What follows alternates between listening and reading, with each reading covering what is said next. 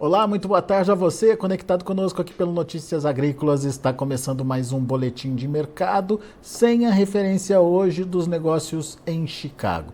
É feriado nos Estados Unidos e as bolsas voltam a operar normalmente a partir de amanhã. Mas a gente tem como referência o preço da última sexta-feira, dos últimos negócios, onde o mercado acabou se situando ali naquela faixa dos 12 dólares por bushel. A gente encerrou janeiro a 12,05, março a 12,24 e o maio a 12,35.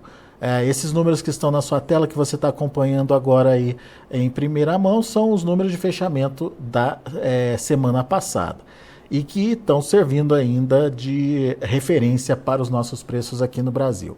Mas, enfim, a gente já teve aí uma queda muito significativa dos preços. Você se lembra que a gente viu soja aí perto dos 14 dólares por bushel em algum momento do ano passado. De lá para cá, a gente viu essa queda acentuada acontecendo hoje na casa dos 12 dólares por bushel. Será que chegamos aí num patamar de preços novo para a soja? Será que temos agora uma estabilidade para as cotações? O que pode acontecer com o mercado? Vamos perguntar para quem entende. Quem está com a gente hoje é Enio Fernandes, lá da Terra Agronegócios. Seja bem-vindo, meu amigo. Obrigado por estar aqui com a gente, nos ajudar a entender principalmente a dinâmica do mercado, né, Enio? Hoje sem a referência de Chicago, mas os negócios não param e, obviamente, quem está com a gente aqui no Notícias Agrícolas quer entender que momento é esse, Enio. O que você destaca e o que você falaria para o produtor nessa hora? Ô, Alexandre, primeiro agradecer a oportunidade de a gente tocar informação do mercado aqui com você. É sempre bom começar o ano ao lado de vocês. Vamos lá. Esses momentos de feriado, de mercado parado, eles são muito importantes para quê?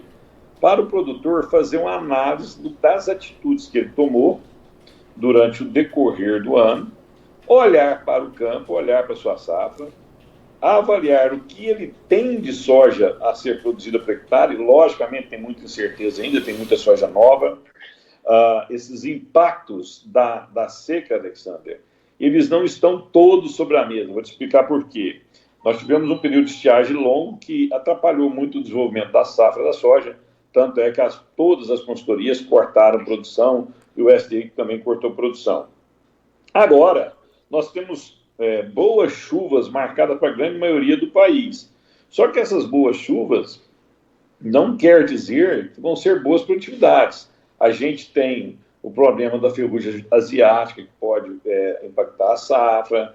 Você tem o problema do fotoperiodismo da soja. E você tem que ver se essas projeções climáticas vão ser concretizadas, né? Porque até agora são projeções. Então, todo o resultado da safra ainda não está sobre a mesa. Ninguém tem certeza absoluta do tamanho da safra. Mas você tem o produtor, ele tem uma boa visão de como está a safra dele agora. Ele consegue olhar para o campo dele, ele consegue ter uma boa visão de safra. Ele tendo os custos dele na mão, ele tendo uma expectativa próxima de produtividade, Alexander, ele vai poder calcular seu custo, seu break-even, seu limite de negociação. E aí, com esse preço na mão, ele traçar a sua estratégia de venda. Lembro a você, né, nós tivemos mercado há muito tempo a 14 dólares por bushel. Nós e várias consultorias, não foi só nossa, né? Várias consultorias recomendaram venda só em Chicago, para depois você vir travar os prêmios. Isso lá atrás, setembro, outubro, até depois o mercado veio a 13,50, a estratégia era a mesma. Quando o mercado começou a se aproximar de 12, quem estava vendido a 14 começou a desmontar as operações de Chicago, pôr esse lucro no bolso para vender a soja física agora. Na nossa visão, soja já caiu muito. Acreditamos que é o momento de você começar a desmontar as suas posições de Chicago. Se você está vendido a 14, compra a posição a 12, estou falando números redondos só para ajudar o cálculo dos nossos amigos, você ganha 2 dólares por bushel. Isso é muito dinheiro. Você põe esse dinheiro na sua mão e vende o físico agora, travando todas as pernas, dólar, Chicago e prêmio, você consegue fazer uma operação, uma margem nessa operação sua. Então, essa é uma estratégia. Para quem está pouco vendido, o mercado deu oportunidade, ele vai dar novas oportunidades. Nós vamos ter ralis, ou de dólar, ou de Chicago. Em algum momento você tem estresse na ponta de compra, né? E essas oportunidades devem ser capturadas. No final do dia, é ter planejamento, traçar uma estratégia comercial e executá-la. E tomar cuidado quem está te influenciando na tomada de decisões. Porque a gente não pode ficar perdendo oportunidade ad eterno. Boa, Enio. Enio, vamos entender então o momento da precificação. Que intervalo então a gente pode determinar de preços para o mercado nesse momento? Nós temos você está falando de curto prazo, né? Isso. Não, de curto prazo está claro, o mercado está entre 12 e 12,50.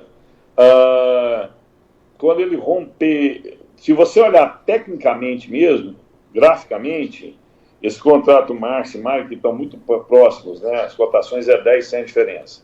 Então, ele vai estar perto, um suporte perto de 12, 11,80, 12 seria um suporte muito difícil dele ser quebrado. Se quebrar 12 e buscar 11,80, eu não acredito que ele perdure muito tempo nesses patamares. E a resistência está lá em cima, perto de 13, 13,10. Agora, qualquer cotação acima de 12,50 são oportunidades para quem precisa fazer caixa, para quem precisa fazer recurso no curto prazo. Eu lembro que também os prêmios melhoraram bastante. Nós tivemos prêmio de 120 abaixo, né? Agora estamos falando de 50 abaixo.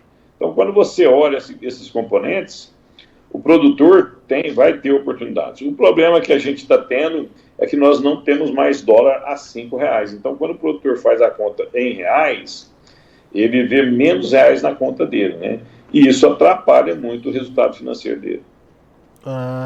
Esse intervalo de 12 a 13 dólares por bushel é um intervalo importante, então o produtor tem oportunidade a 12,50, mas isso contando com um prêmio melhor, Enio? E a tendência do prêmio a partir de agora é melhorar? Então, vamos lá. Quando a gente... Qual que é o meu ponto sobre o prêmio aqui? O prêmio bom seria um prêmio positivo, como nós tivemos no passado. Só que acontece o seguinte, os produtores estão um pouco vendidos, isso é verdade. Só que é uma safra menor. Agora, o que eu venho falando em algumas entrevistas, inclusive com vocês, é que uma safra com características completamente diferentes das safras anteriores. Por quê? Nós temos produtores que começaram a plantar em setembro de 2023 e tem produtores que estão terminando essa semana o plantio. É um plantio muito longo, muito estendido. Segundo ponto, as primeiras áreas, Alexander, elas foram colhidas em dezembro. Dia 10 de dezembro você já tinha colheita no Mato Grosso. E vem aumentando essa área colhida. Mas nós vamos ter área no Brasil que vai ser colhida final de março, meio de abril, ou seja, o período de entrega da safra, de sair do campo para os armazéns, vai ser longo. Normalmente, isso dá uma menor pressão nos prêmios. Se os produtores estivessem mais vendidos, 50% da safra já comercializada, é natural que os prêmios fossem para o cenário positivo. Mas nesse cenário de hoje, eu acredito que eles pararam de cair, não tem muito mais a ceder os prêmios, e eles já melhoraram bastante. Lembra que a gente estava 120 abaixo, nós estamos com 50 abaixo. Então, quando você fala de menor oferta, que número você trabalha aí para a safra do Brasil, Enio? A gente faz sempre no final do mês, né? Por que a gente faz no final do mês? Porque o relatório do USDA, ele sai entre o dia 8 e o dia 12 de cada mês. Então, a gente tenta entregar o número até o dia 25, para não ficar muito perto do relatório, ou achar que a gente está confiando no USDA.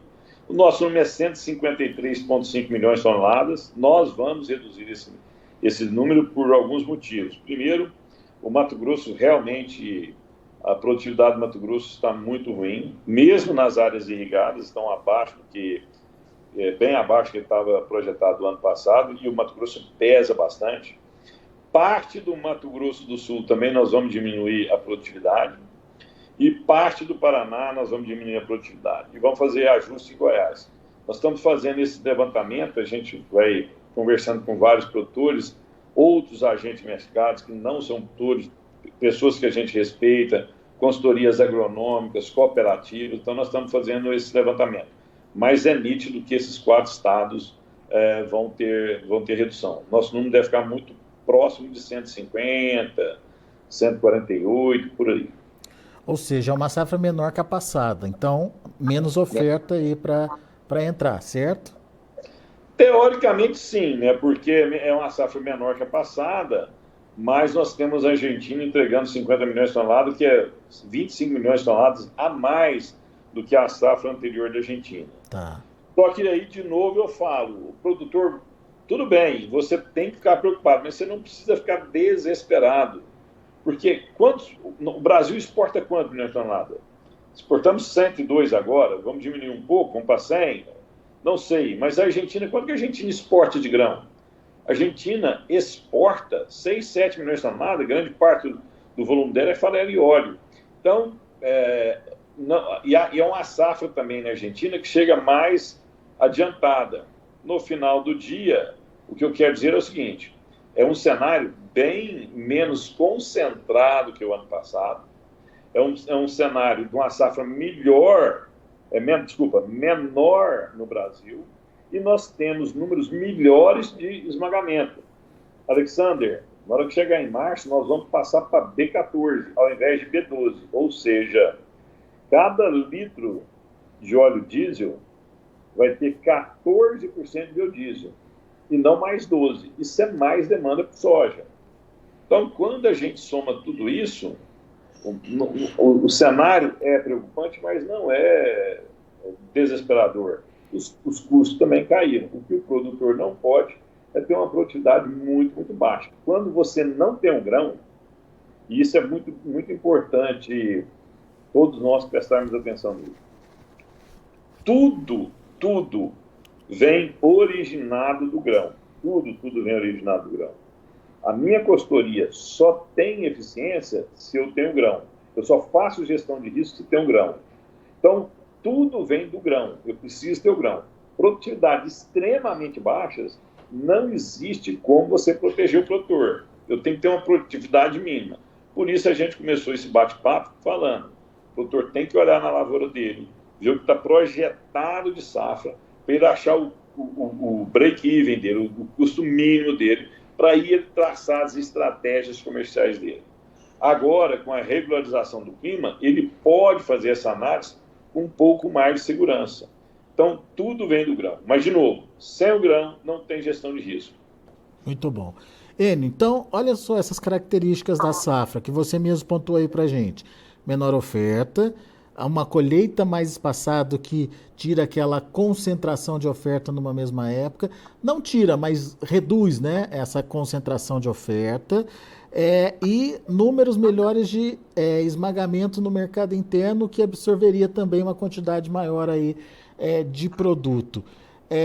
Diante desse quadro, Enio, a gente pode esperar um segundo semestre mais competitivo ou mais brigador aí pela soja brasileira? Sim. E tem uma estratégia também para eu chegar no segundo semestre. Primeiro é o seguinte, os produtores precisam fazer caixa no decorrer do período, daqui até o segundo semestre. Alguma coisa tem que vender, né? Então, o que ele deveria fazer? Ele deve escalonar a comercialização dele. Pega o que ele vai colher de soja, faça um planejamento de mês a mês, como vai ser a comercialização dele. Esse é o primeiro. Segundo ponto, ele tem que ter preços-alvos.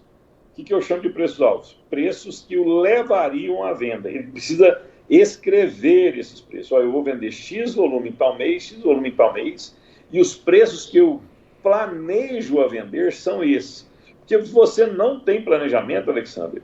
Chega um momento, você planejou, você acreditou que aquele é um preço bom e você não executou. Por quê? Porque você não pensou nisso. Uhum. Então, o produtor tem que planejar. E ele ficar sempre esperando o melhor preço, pode ser que esse melhor preço não chegue nunca. E aí ele perde grandes oportunidades.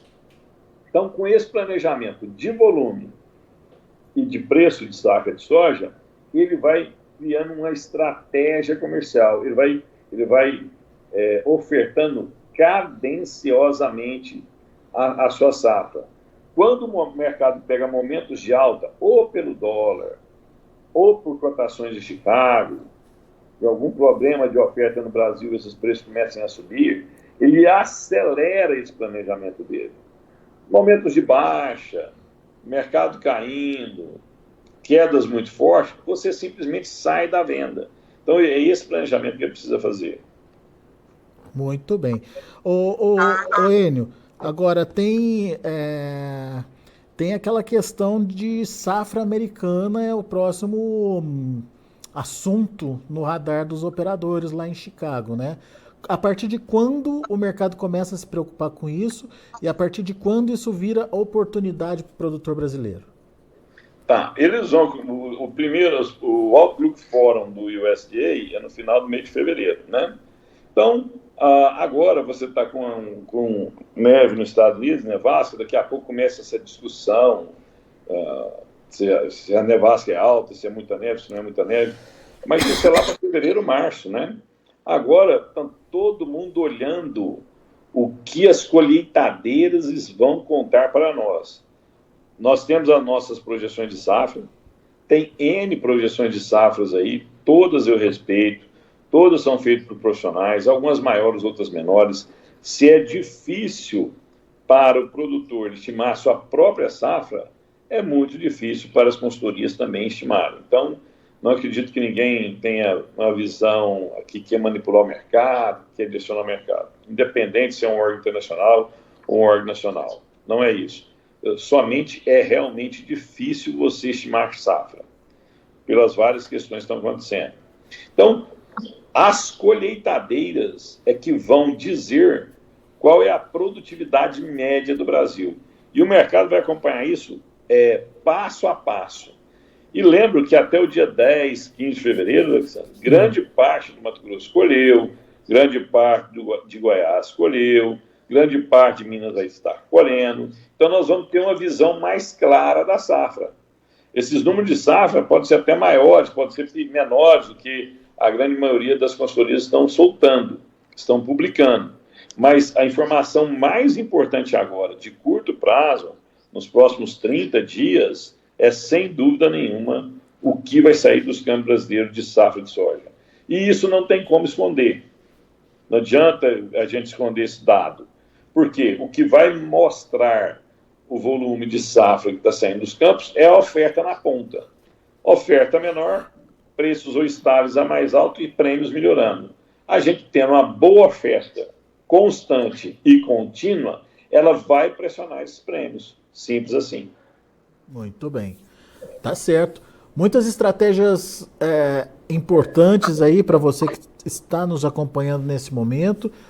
O Enio Fernandes trouxe para a gente informações preciosas aí que vão te ajudar na tomada de decisão, principalmente por conta do time, né? Que momento é o mais adequado para fazer o quê? O Enio trouxe uma relação importante aqui para você. Deixa eu ver aqui, tem perguntas chegando, Enio. O Mauro Celso Marcucci, ele diz que quem plantou agora não precisa nem contar se não deu certo no verão, imagina daqui para frente. Quem plantou agora... ele está dizendo que quem está plantando agora, você falou que tem gente terminando o plantio agora, né? Ele está colocando que quem deixou agora por último aí para plantar não vai ter safra boa. Depende da região, né, Enio? Às vezes a região permite um plantio mais tardio, né?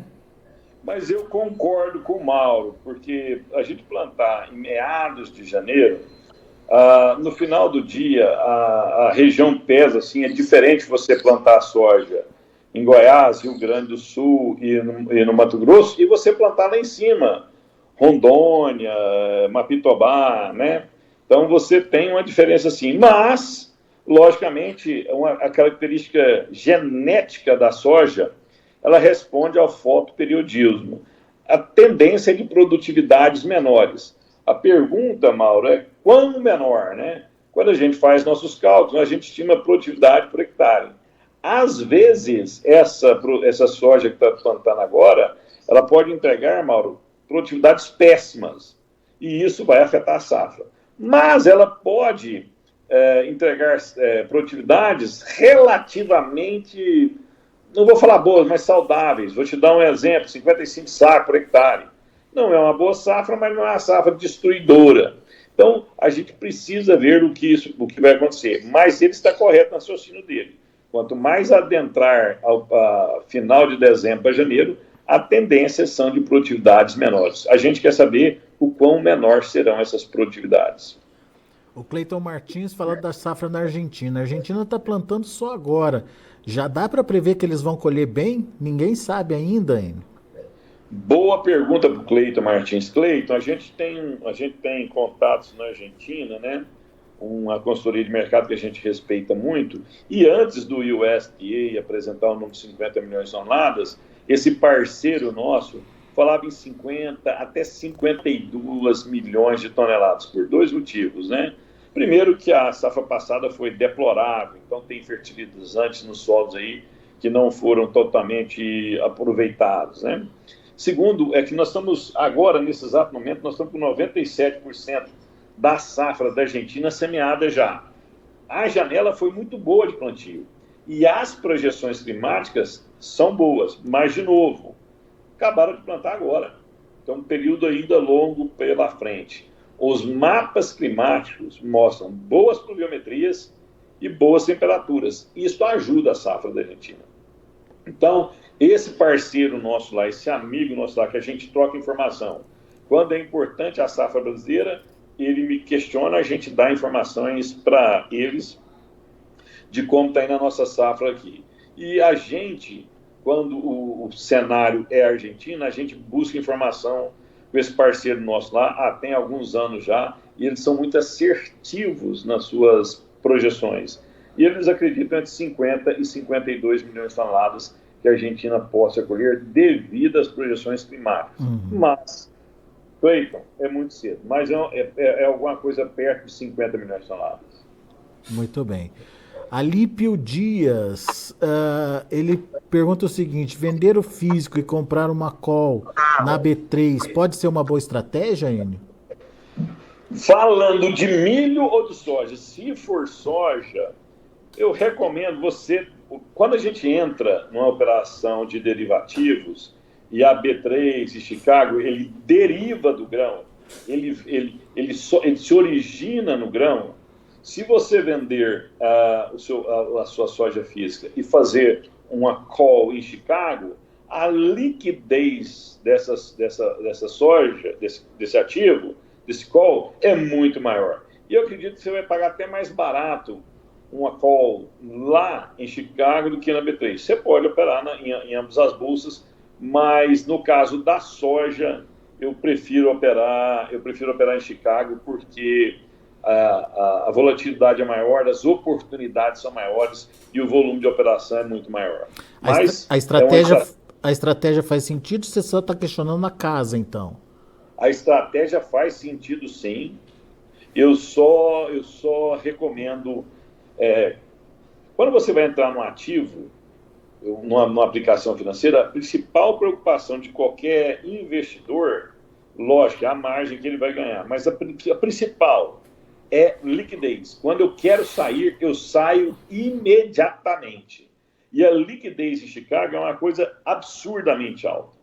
Por isso é a bolsa que mais negocia no mundo. A gente vê discussões de tentar operar numa bolsa aqui no Brasil, né? Mas a liquidez de Chicago, ela é robusta demais. A capacidade de você vender e comprar em Chicago, devido à alta liquidez, é o principal ativo de Chicago. É o principal atrativo para se operar lá. A estratégia é inteligente, você só tem que calcular onde você vai entrar, qual o nível de preço que você vai entrar, mas parabéns, Alípio. É inteligente. Só dá uma olhadinha na questão da liquidez. Boa. Enio Fernandes, meu amigo, mais uma vez, muito obrigado, viu, pela sua participação aqui com a gente no Notícias Agrícolas. Volte sempre. Eu sou grato, eu quero agradecer ao Mauro, ao Cleiton e ao Alípio pelas perguntas. Lembrem, senhoras e senhores, a gente tenta acertar, a gente tenta fazer um bom trabalho, nós e outras consultorias. O Brasil é cheio de boas consultorias, cheio, mas ninguém tem certeza absoluta do tamanho da safra. A gente tem cálculos e análises que nos levam a projetar a safra, mas muita atenção nos próximos 30 dias. Olhe com bastante atenção o que está acontecendo na sua lavoura, na sua área e o que está saindo dos campos. Estas informações serão fundamentais para você ter uma boa comercialização. Muito obrigado, uma fantástica safra para todo mundo. Um grande abraço. Valeu, Enio. Abraço para você. Tchau, tchau. E a vocês que estiveram com a gente participando através do chat do YouTube, nosso muito obrigado também. Essa interação é sempre muito importante. Só lembrando, você que está aí no YouTube acompanhando a gente, não se esqueça de fazer inscrição no canal, não. Canal Notícias Agrícolas Oficial, faz a sua inscrição ali e deixe o seu like, deixe o seu joinha também. Isso ajuda bastante a gente a poder divulgar aí as nossas informações, as nossas notícias. Então, a gente fica muito agradecido aí se você puder colaborar aí com a gente dessa forma, tá bom? Muito obrigado pela audiência, muito obrigado a todos que participaram aqui conosco. Vamos ver como encerraram os preços lá na Bolsa de Chicago.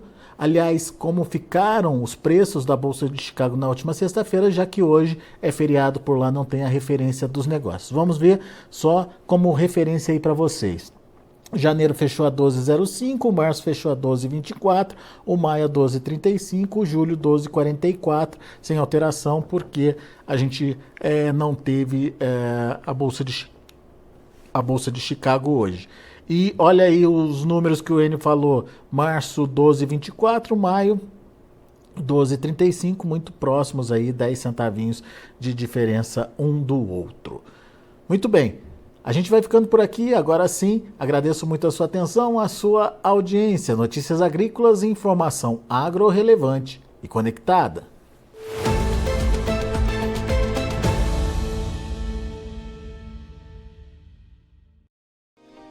Se inscreva em nossas mídias sociais. No Facebook, Notícias Agrícolas. No Instagram, @Notícias Agrícolas. E em nosso Twitter, @Norteagri. E para não perder nenhum vídeo, não se esqueça de nos acompanhar no YouTube e na Twitch, Notícias Agrícolas Oficial.